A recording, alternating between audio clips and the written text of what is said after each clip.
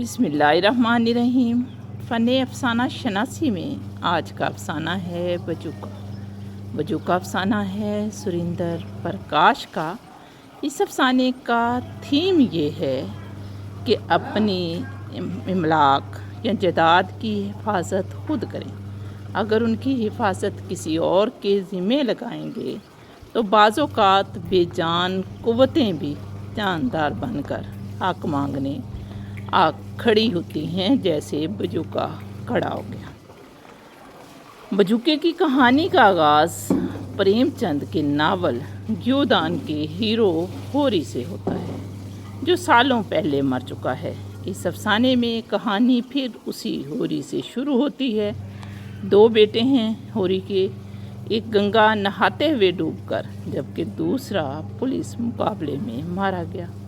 अब होरी इन दोनों बेटों की बीवियों और 5 बच्चों के साथ रहता है।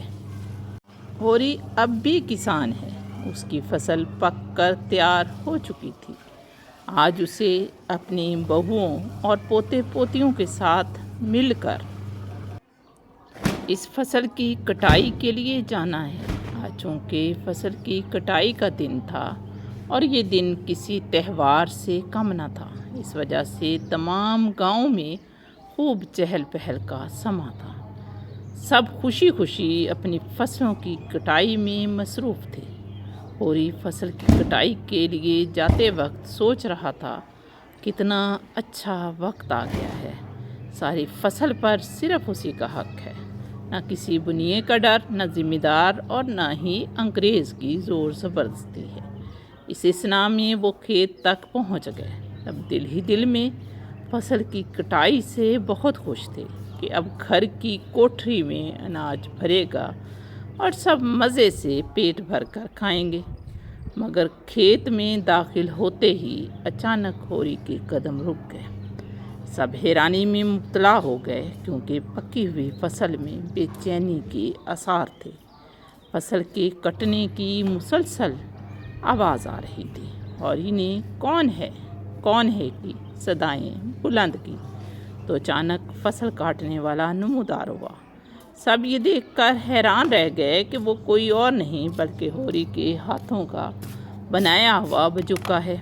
ये देखकर सब सकते में फसल काटने वाला नमूदार हुआ। ये देखकर सब हैरान रह गए कि वो कोई और नहीं बल्कि होरी के हाथों का बनाया हुआ बजूका है। सब सकते में आ गए। होरी ने अपने हाथ के बनाए गए बांस की फांकों के बजूके से पूछा कि वो इसकी फसल क्यों काट रहा है और इसके हाथ में मौजूद दरांती कहाँ से आई। बजूका कहने लगा, इसने तो सिर्फ अपने हिस्से की फसल काटी है और तैयार फसल में 1/4 इसका हिस्सा है, क्योंकि उसने अपने खेत की हिफाजत की है।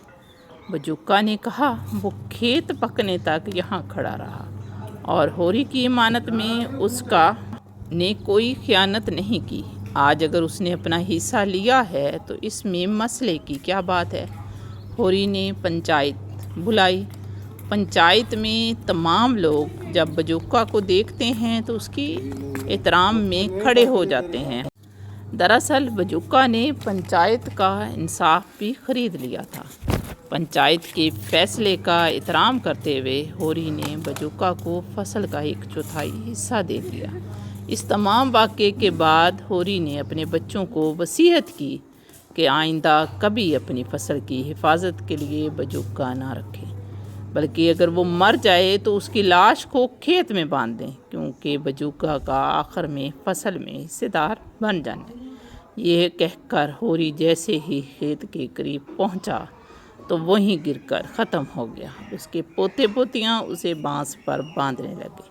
इसमें बजूका एक ऐसी ताकत की अलामत के तौर पर इस्तेमाल हुआ है जो किसानों से उसका हक छीन लेती है।